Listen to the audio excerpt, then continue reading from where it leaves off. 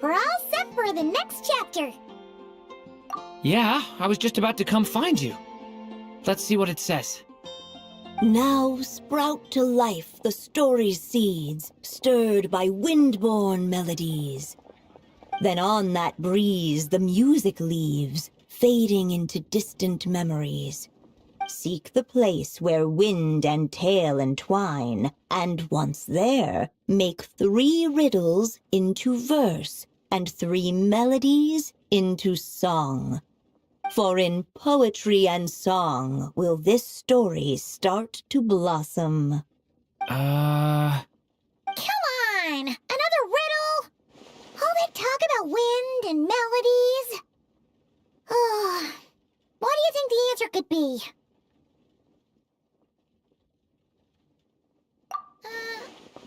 Oh! Care to elaborate? Wind? Music? Poetry? Tone-deaf bards gotta know the answer. You mean Lord Barbados? Albedo introduced us when I first arrived in Mondstadt. I mean, someone like me was bound to catch his eye sooner or later. It's better that it's out in the open anyway. Now, how should we track him down?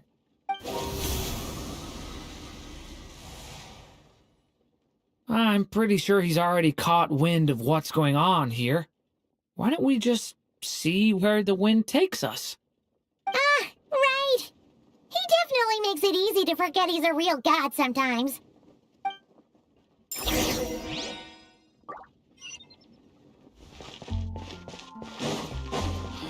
It's all for the daughter.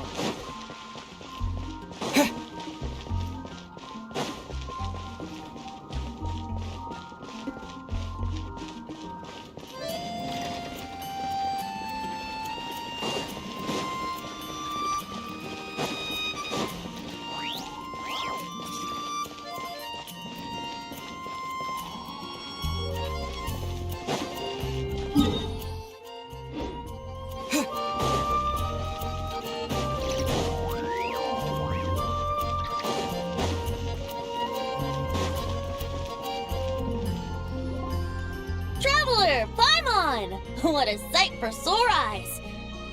And the little dragon from the fairy tale world. I heard your voices calling out to me on the wind. Something about needing help with a riddle? Sorry to disturb you, Lord Barbados. Disturb me? Not at all! To tell you the truth, I'm just as curious about this riddle as you are. Let me take a look.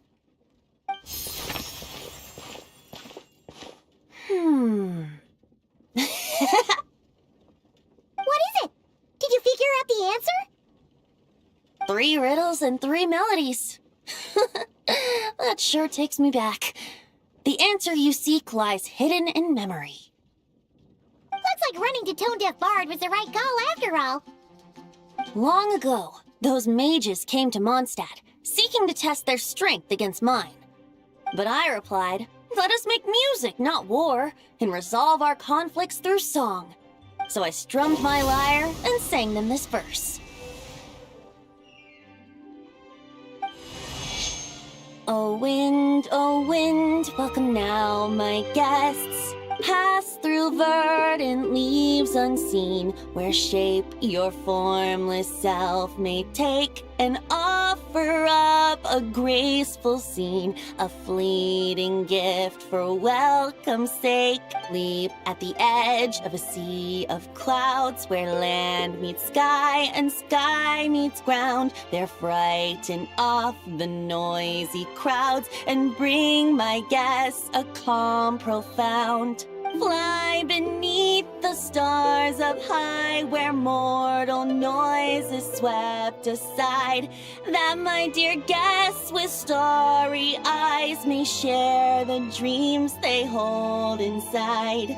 Now go to where I vowed to keep a quiet spot for them to sleep.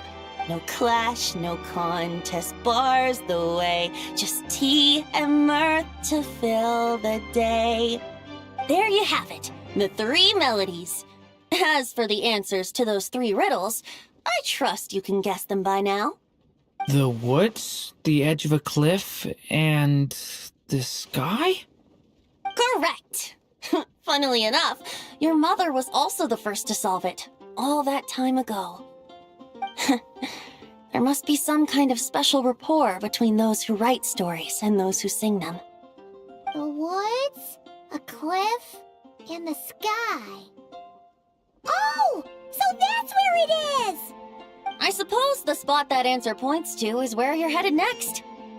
You should know, after solving my riddle, the mages even accepted my proposal and made that location their official meeting spot. And going by what your book is suggesting, once you found it, you might want to try playing the melody I just shared with you. Guess you can be pretty reliable when it counts, huh, great animal Archon? Thanks for the help, Lord Barbados. Still got questions for me, huh? Yeah, you must have read countless tales in your time, being a wandering bard and all. In your experience, why might an author consider a story unfinished? Unfinished? Well, I guess if there's something left to accomplish in the story, or, if the last line goes, "To be continued." Huh? Wow, your helpfulness lasted for like 1 second. In all seriousness, I would think the answer to that question lies in your mother's story itself. It's not my place to pry any further. All right then, we should get going.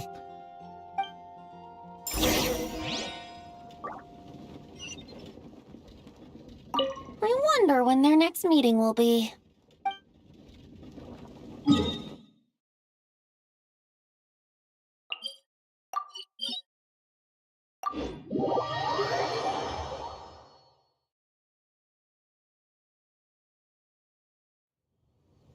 Okay, we're here! Now, we just need to play the 3 melodies, and we should be able to gather the memories for the next chapter, right? A musical performance? Huh. Out of all the things Miss Lisa has taught me, that's the one I'm worst at.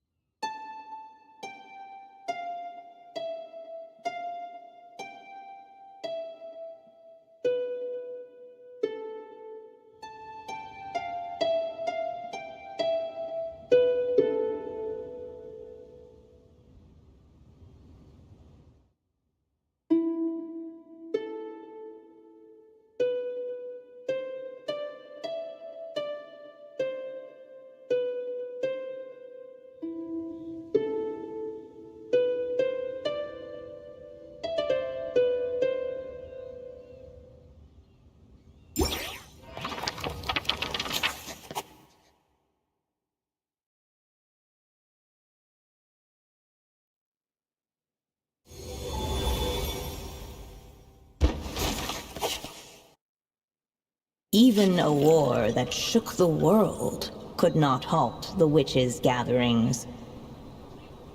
Yet even so, with the passing of time, 3 of their teacups no longer came to be set.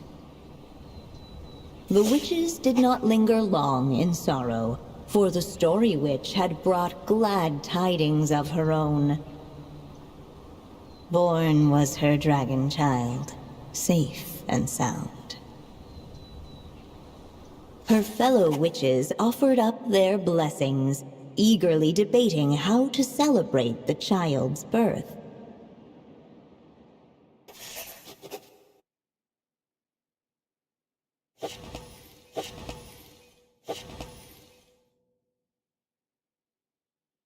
In the end, they settled on the sweetest candy they could find. After all, what could be sweeter than the arrival of new life? And so, the witches' gathering turned into a birthday celebration.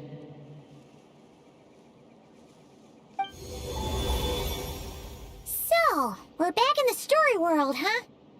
As if from nowhere, new guests appeared at the witches' table. Perhaps they too had come to celebrate the dragon child's birthday. Yet while everyone else was busy thinking about what kind of gift to offer, these 3 seemed to have come empty-handed. Hardly the recipe for a warm welcome to a birthday party, now is it? A gift? Hey, what's this all about? We only just found out this was a party!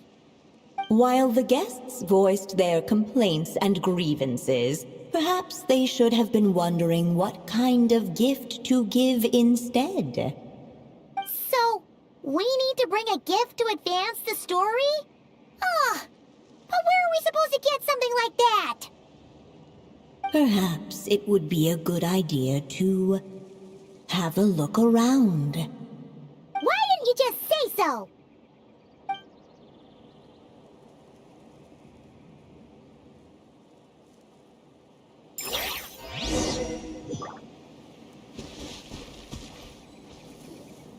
Hey, could we use these as gifts, maybe?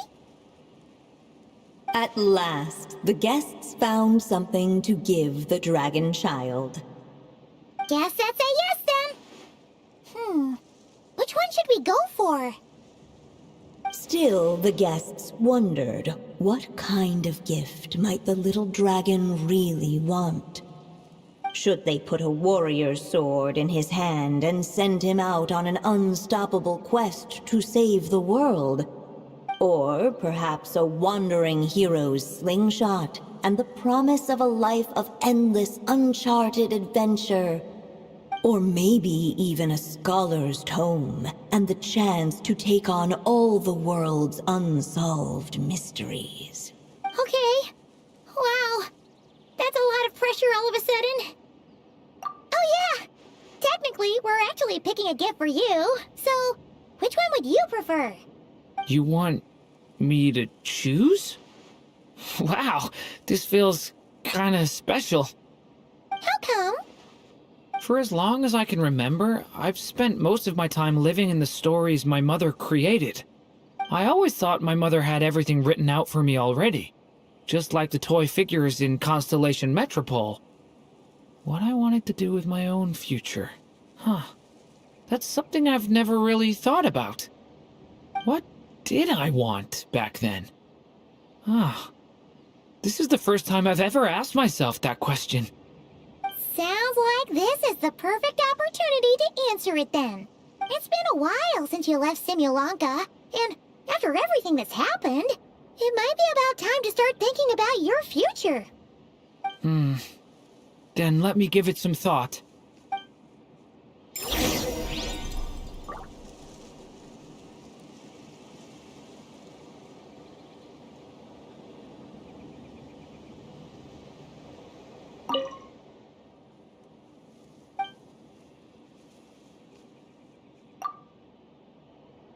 In the end, the guests settled on the wandering hero's slingshot. A wandering hero. So, you're an explorer, just like us. I guess you inspired me. During our journey from Mondstadt to Nodcry, we passed through many places and encountered all sorts of different people. But despite the immense distances between them, there was always one topic that kept cropping up. Your accomplishments. Well, we are world-renowned adventurers, after all. Come to think of it, isn't a wandering hero basically the same thing as an adventurer? I've always thought of adventurers as people who chase after stories, and in doing so, they also leave behind many of their own. I'd like to become someone like that, too.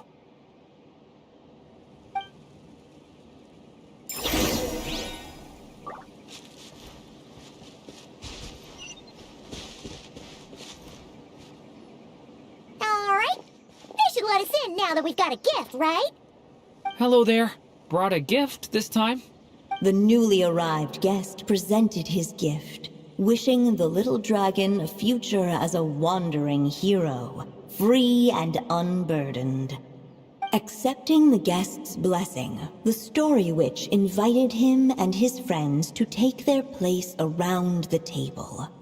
Finally, she could introduce them all to her dragon child, telling all in attendance about the moment of his hatching, and of course, the name he'd been given. It was then that the Seer Witch, diviner of the stars, withdrew her gaze from the heavens and turned a sorrowful glance upon the little dragon. You gave him the same name as that evil dragon? That's right. But the life I intend for him shall be very different. What folly, to love so blindly. For as you must know, a name is the mirror of destiny itself. He who bears an evil dragon's name must also inherit the fate of its previous owner. His fate has been foretold. Then I'll rewrite it. The witches at the table fell silent, for they knew the Seer Witch's words had never once proven wrong. Yet, just as clearly, they recognized the Story Witch's resolve, for there is scarce a force in this world more fearsome than a mother's love. At last, the Merry Witch stepped forward, dispelling the uneasy silence. So be it. Then we'll all lend a hand. Together, we shall rewrite this child's fate. You mean to defy one of the fundamental rules of this world? I refuse to be shackled by such rules. Besides, this is a witches' gathering, is it not? What could be more fitting a subject for this occasion than to defy them? Oh? Sounds like an interesting experiment. I suppose, were we to succeed in this endeavor, we might bring a touch of wonder to this otherwise dreary sky of stars. The Merry Witch finally talked them all round, just like she had done many times before. Warm and strong as the sun she was, so much so, in fact, that those who her light shined down upon had no choice but to bask in it. And so the witches readied their gifts, 3 marvels of the cosmos.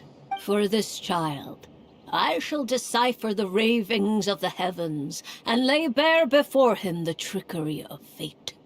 For this child, I shall leave a formula powerful enough to unravel the very origins of this world. That for this child, I shall call upon wondrous magic to make possible his impossible wish. All the Story Witch had was the pen in her hand, yet with the love that flowed from it, she resolved to bring forth a marvel of her own. For this child, I shall leave behind the last story I will ever write, and with it, a path to an ending yet untold. With the witch's blessings given and received, the little dragon's fate at last began to turn. In the midst of the dragon child's birthday celebration, the Seer Witch proclaimed her prophecy. The child had been given the evil dragon's name, and with it, the burden of its fate. But hearing this, the story witch vowed to rewrite it all, for such was her love and resolve. And so the other witches offered their gifts in turn, marvels as rare as any in the cosmos. Together, they sought to test one of the fundamental laws of this world, in part to support a mother's love, and in part to sate their own curiosity. Oh, and I almost forgot. Our new guests came bearing blessings of their own. Who knows? Perhaps this extra spark of life might be all the little dragon needs to change his fate.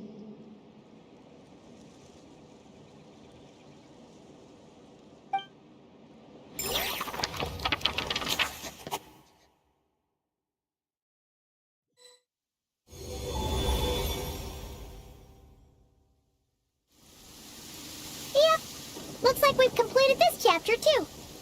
Those witches in the story were the mages of the Hexen Circle, right?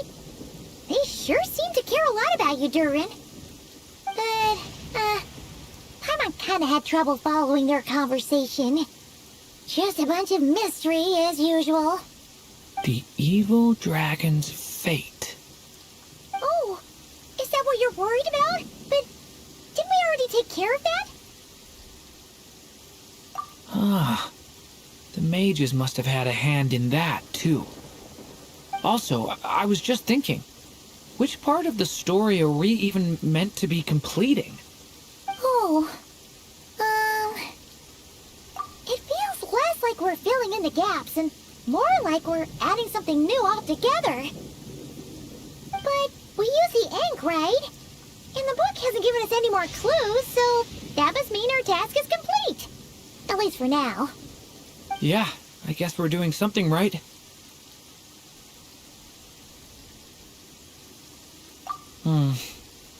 Maybe I'm overthinking things. It's just, this is my mother's final wish, so I don't want to mess it up. Anyway, thanks for all your help.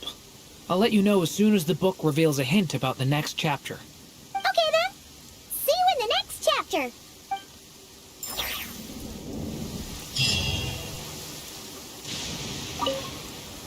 I think I'm gonna stick around, take my time reading through this book. If you feel like jumping back into the story, just come find me.